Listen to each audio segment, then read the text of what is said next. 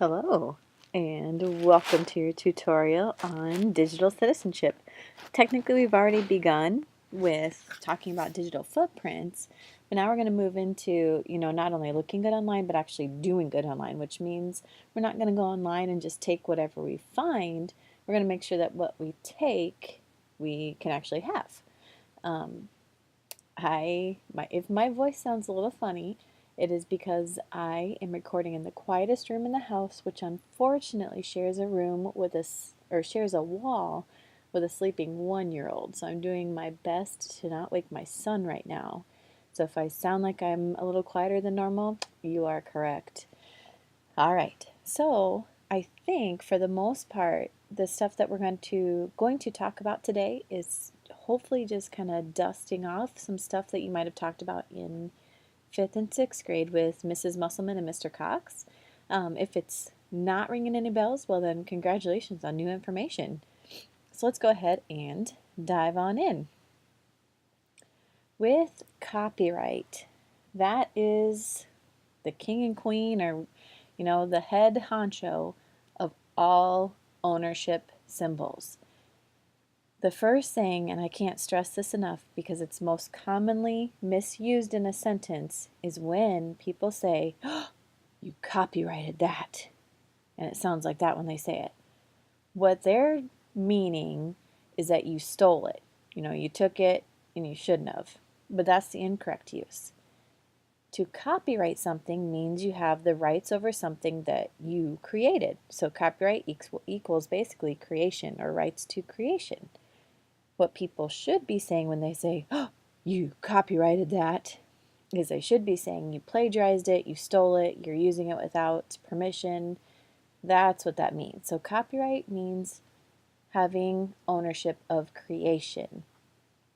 So let's start getting that pounded in our heads. How long did copyright used to last? This is typically where I'd stop and I'd ask you guys. So maybe if you want to do a little bit of guessing, you can. Copyright used to last 14 years. Yep, 14 years. Kind of an awkward number, but basically your lifetime. So it used to be way back in the day that if you made something, took a picture, made a dance, doodle-de-doodle, whatever you did, you had 14 years for people to call it yours, and then it got kicked out to public domain, which is the land of the free. However, as time went on and companies started creating stuff and people who really liked what they were creating started, they kind of started piping up and they'd say, "Oh, excuse me, 14 years? That's all I've got? Really? No, no, no, no, no. That's not going to work for me." So the new rule quite a few years ago, came into effect. And that was that companies like Disney had 100 years. From the moment of creation of something, they had 100 years to protect it as their own.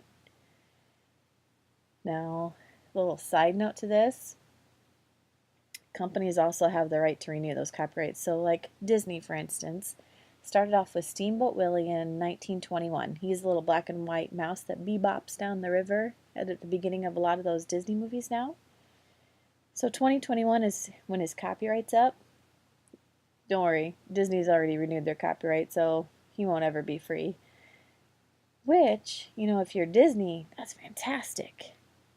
If you're people in this creative world today, copyright is not necessarily our friend if you like to take people's work and see what you can do with it. So 100 years is a long time. Now, if you're an individual, you have your lifetime plus 70 years. Yeah, 70 years after you pass on of people saying it's yours. Holy smokes, that's a long time. Which is nice. Again, if you like to protect your rights, go for it. I'm all about that on some of my stuff. But there's other of my, things that I've taken a picture of or created that, it's not a big deal to me. I'd kick it out to public domain, no big deal. Out into the land of the free, because I like to see what people do with my work. And I don't really care what happens to it. So, copyright, the thing to remember is that When you find something online or anywhere in this life, if you didn't make it, you do not have ownership over it. It has copyright protection unless otherwise specified. So, taking a look at this slide, basically what we're looking at is this is all the kind of stuff you can copyright. If you can actually create it, if you've actually made it, then it's got protection instantly. Used to be back in the day, you had to call up the government every time you wanted something copyrighted and say, hey, I need copyright, I need copyright, I need copyright. You know, if I think about my phone alone, I've got 1,000 pictures on there, and those 1,000 pictures were only taken from, I think, July to now. So don't even try to imagine how many pictures I actually have on my hard drives at home. With, yeah, it's a lot. Trust me, it's a lot. So when I think about that, and I think about, the fact that I would have had to call the government over 1,000 times in just, like 3 or 4 months. If I was that person getting called all the time, I would have gone bonkers. So basically, like 5 years ago or 6 years ago, the government said, all right, no, I can't do this anymore. This is crazy. Just the moment you make something, it's copyright protected. The moment. The C in the circle doesn't have to be there. Your name doesn't have to be there. People just need to know that if they didn't make it, somebody owns that. It's just understood. And the key word is make it. So right here, this lovely word tangible, one of my favorite words actually, means that it can be sensed by one of your senses. So it's been created, a perfume, a song, a dance, a movie, a picture, something that's been made is protected. Oh no, you don't want to hear this. I promise you. Well, it's got to wake up first. No. Maybe someday when you have time and earplugs in. From copyright, when we think about taking stuff from copyright, we can't. It's 0%. So then we move into fair use, where you've got a little bit of wiggle room. Somebody came along and said, all right, in this world today, we've got to be able to take somebody's stuff and try to make something out of it.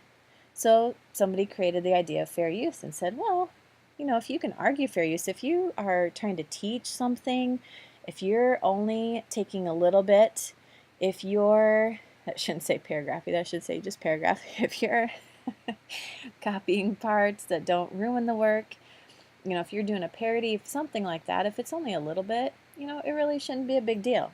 And that's fair use. Now, some of you probably don't love the phrase a little bit, because really, how much is a little bit? I'm so glad you asked. Man, you guys are on top of your game today.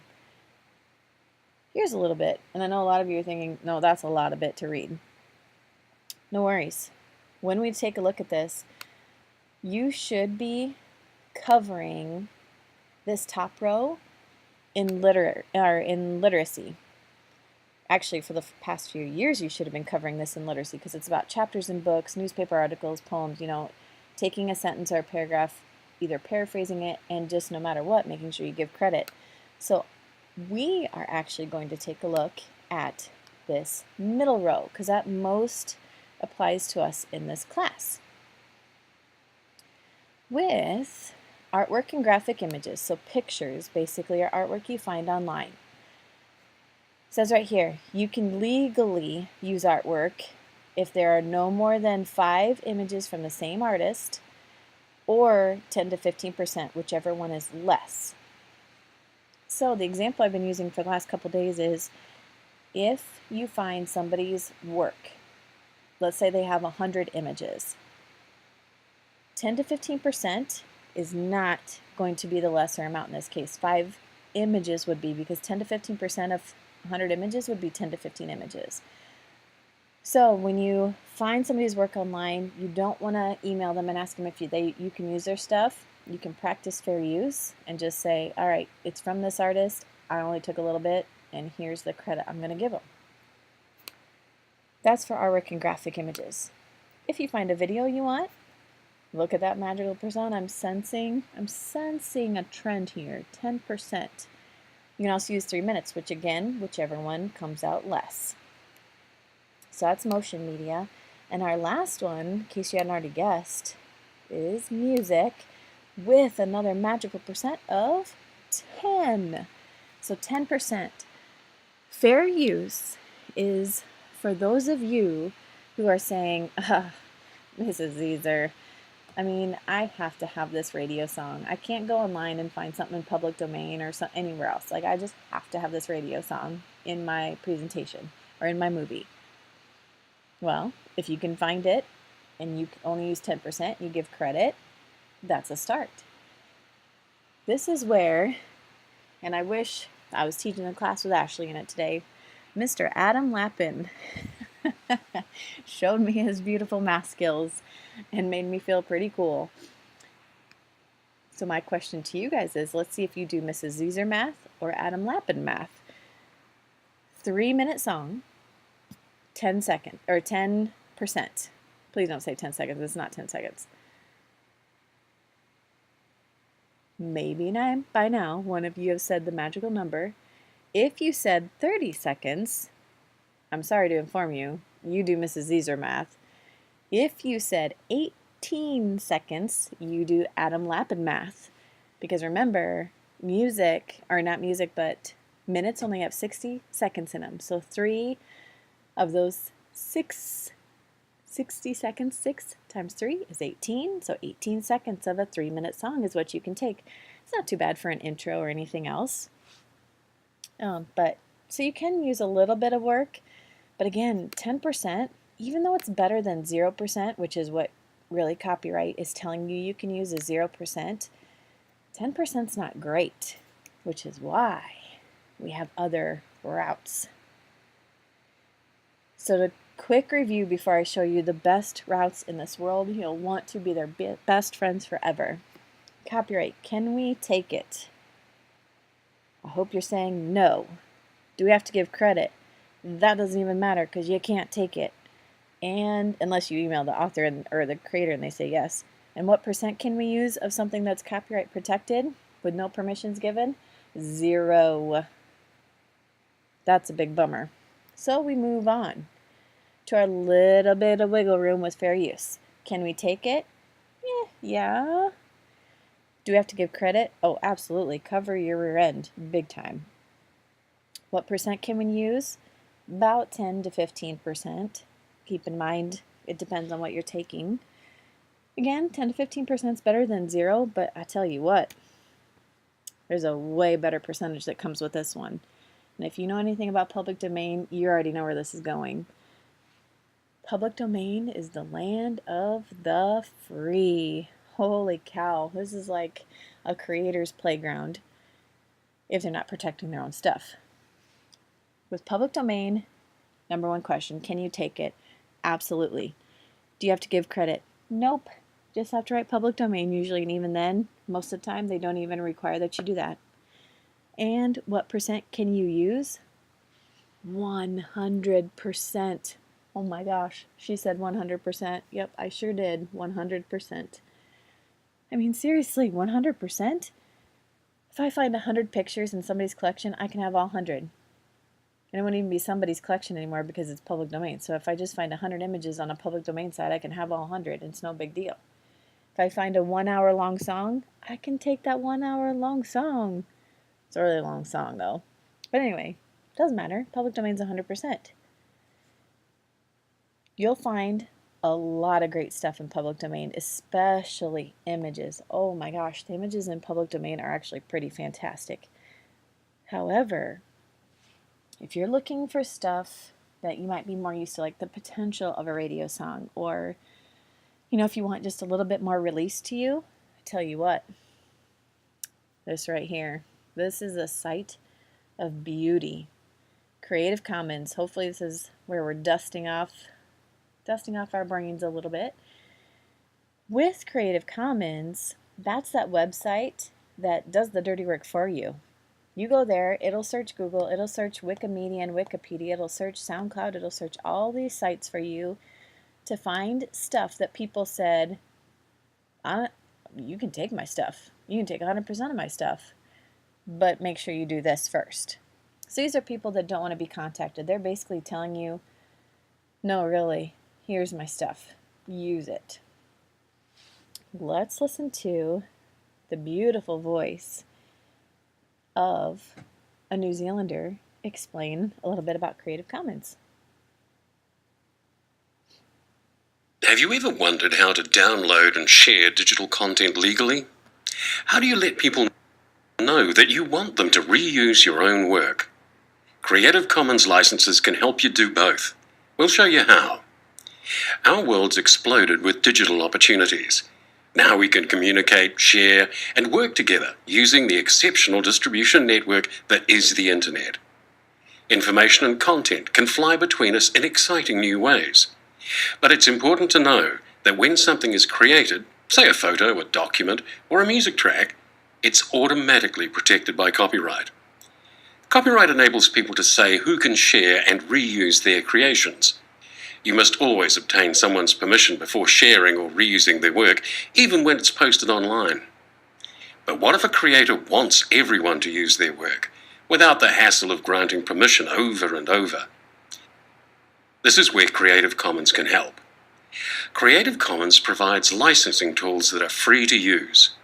You can apply a license to your work, which refines your copyright and streamlines how you give permission. Zach here downloads a photo called CC Kiwi that he wants to use in his science project. He can do this without asking Kiri, the photographer, first, because she's already given permission with a Creative Commons license. Kiri's license is legally robust, but easy for Zach to understand. She's told the world, including Zach, that they can use CC Kiwi as long as they acknowledge her as the original photographer. There are more rules Kiri could have included. Creative Commons licenses are made up of license elements. You can think of them as rules, and each have their own special symbol. This is attribution. It means that Zach must acknowledge Kiri when he publishes his science project containing her photo. This is non-commercial. It means no one else but Kiri is permitted to make money from CC Kiwi. Tim wants to print the photo onto t-shirts and distribute them to friends. He can do this, but he must not sell them. This is no derivatives, and it means that Kiri hasn't given permission to change her photo. Kate can use CC Kiwi on her design blog, but will need to ask Kiri before retouching or mixing up the image. And this is share alike. It means new creations that use CC Kiwi need to carry the same license. Jack incorporates his own remix of CC Kiwi in his video installation, but he must share the work under the same terms that Kiri has. Each Creative Commons license gives permission to share and includes the attribution rule. So people who find your Creative Commons licensed work are automatically allowed to share it, but are required to acknowledge you if they do. The other three license elements are optional, and you can choose which ones to add, if any. Here are the 6 combinations that make up Creative Commons licenses. The difference between them is how many rules apply when someone wishes to use your work. The attribution... Okay. So, what I want you to do right now is take a pause. Make sure you get the green note sheet, get that in your hands, get your name at the top, and then we'll continue on with our presentation.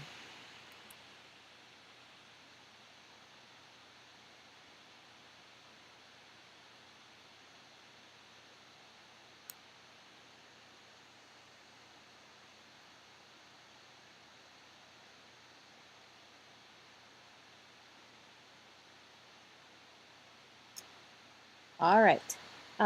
As I give this presentation, the video will probably be paused, which is fantastic because you'll probably need some time to draw some stuff out and write some stuff down. So I'm going to actually just shoot right through this without giving the wait time built in. So just make sure you guys take time and pause it if you need it, which you will need it. So we need to start talking about the licenses and what they look like. Hopefully this is a quick refresher and we can go straight through this pretty easily. There are 4 licenses, and on that green sheet in front of you, you notice that there are 4 rows, 3 columns, but 4 rows. So in the first column, you're going to draw the licenses out to the absolute best of your ability. Now, I am not an artist, not by any means am I an artist. So as we talk through this, I will tell you tips and tricks I use to help get the artistry done. Those of you that can freehand these licenses, that's awesome. Go for it. The middle column will be used to just write the license name down. And the third column, so the last one, will be used to write the class definition. And well, it'll mostly be my definition since I'm not there to talk this through with you. Maybe one thing you guys could do is talk about it together and then listen to what our classes came up with on Wednesday. So let's get started. So first up, first license to draw is this one. Circles are going to be important. If you don't draw the circle around this one, then we're just talking about restroom symbols, and I definitely don't talk about restroom symbols. So make sure you draw the circle. What I see when I look at this license is a rectangle with a square on top of that and a circle, because I have to break pictures down in order for me to draw them. So take a minute or two, whatever you need to get this drawn. If at this time you need to pause it, go for it and pause it. In this lower right hand corner, this is typically what the license will actually look like online when you see it. It'll have the Creative Commons symbol, and then it will have the license that goes with that image, that song, that movie, that whatever was posted online. Next up, so now hopefully you've gotten that drawn. If not, take a pause. Let's go ahead and take a volunteer and tell us which one of these four that is.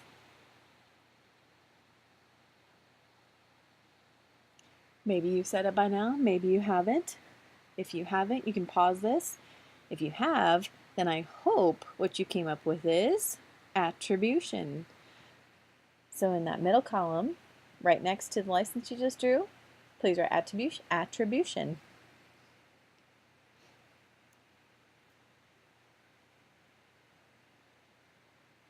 And once you get all of that done, go ahead and pause this again and talk about what, like maybe another volunteer, offer up what you think is a good definition. And if needed, I'm sure those number sticks on the desk would come in handy, so if you don't volunteer, hint, hint, nudge, nudge, you'll get volunteered. So do your best. Talk about right now, what does attribution mean? Hopefully by now you've come up with what attribution means, and I'm hoping it was along the lines of you just got to give credit. So in that third column, please write down give credit, or give owner credit, give creator credit, whatever makes sense to you, as long as you know you need to write their name down. This is the license you're going to see 100% of the time. Everybody likes credit. They don't want you to contact them. They're letting you know, no, take my stuff, really. Honestly, take it. Take it all. Don't worry about how much you have to take. Just take it. Just make sure you give me credit when you use it.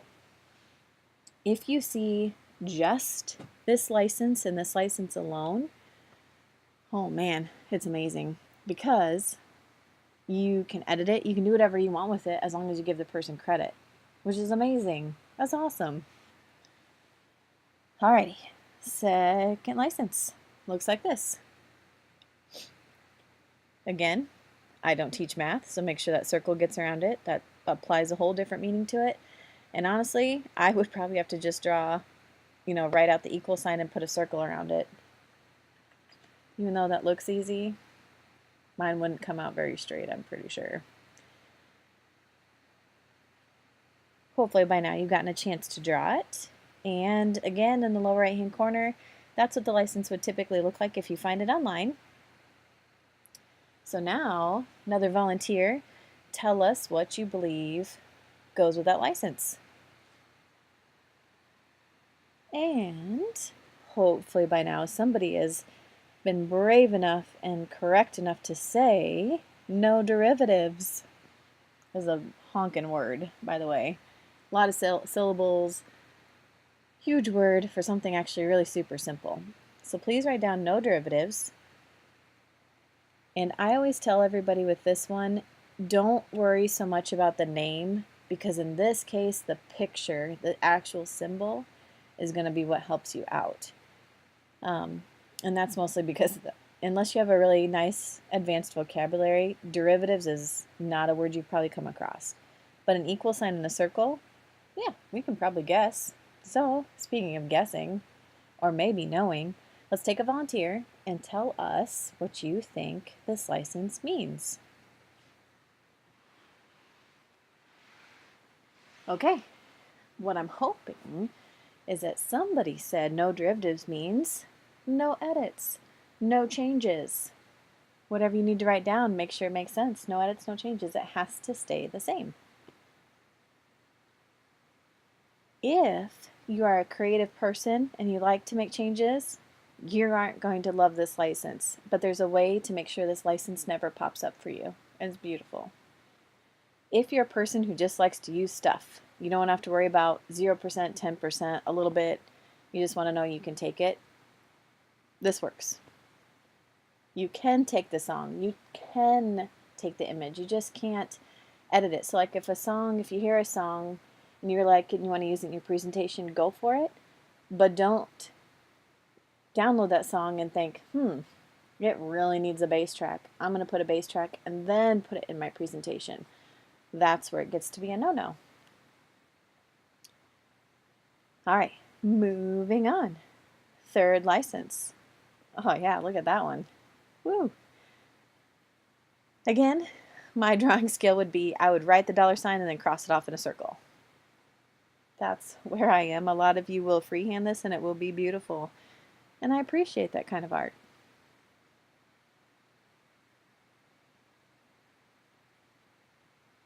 In the lower right is again what the license would look like, finding it online. You know, it may have the last license on it too, the no derivatives license, but you know, this is typically how you'd find it. Always wanting credit. It's just a matter of what else they do or don't want you to do with it. Let's find out what this is called. So take a moment, take whatever you need to draw that. Right now I'm going to advance the video on to asking for a volunteer. Look at that, you have a 50-50 shot. So volunteer, please tell us which one of those two it is. I'm really hoping right now that one of you said, in a beautiful way, non-commercial. Please write down non-commercial in the middle column.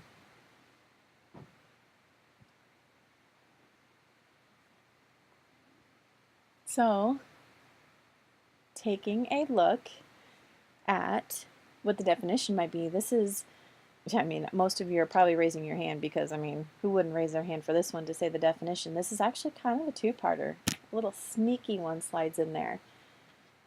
The first definition, actually, let's take some volunteers. Let's talk about what this might mean. So, talk, volunteer. In all of that volunteering you just did, what I'm looking for is somebody to have hopefully said you can't make money from it or because of it. So basically you can't sell it and you can't advertise with it. Neither one. That's where the non-commercial comes in, and then of course the $sign crossed off. So to give you an example, let's say, oh, music. Here's a perfect example. So going back to you find a song you like and you want to put a bass track on it. I don't see a no derivatives here, so I can change it. What I do see though is that they don't want me to put it back online and sell it. So I can put it back online, I can make my changes to it, I can do whatever I want, but I can't sell it. If I find a picture of a unicorn playing basketball, and I think that 100 people need a t-shirt with a unicorn playing basketball on it, out of the kindness of my heart, I have to just give those 100 shirts away. I can't break even, I can't even make shipping costs back. I just have to donate it. So no money can be made whatsoever. So if you are a money-loving person, this is not the license for you.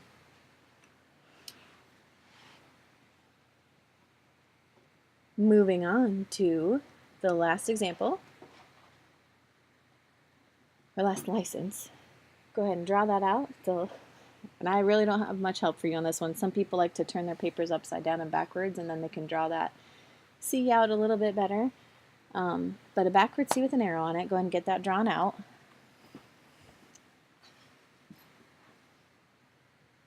And hopefully by now you've gotten that drawn out. I wonder who's going to volunteer for this one. Go ahead and volunteer and tell us what this one is. Oh, and I'm not even going to give you wait time on this one. Obviously, share a like. Good job, volunteers.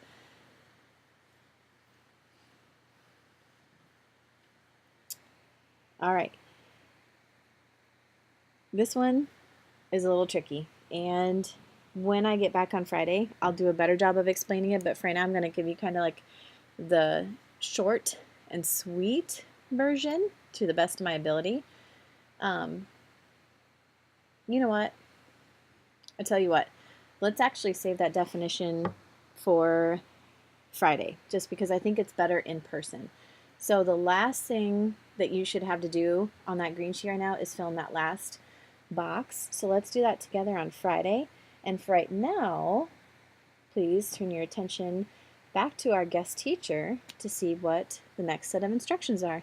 Have a great rest of your day.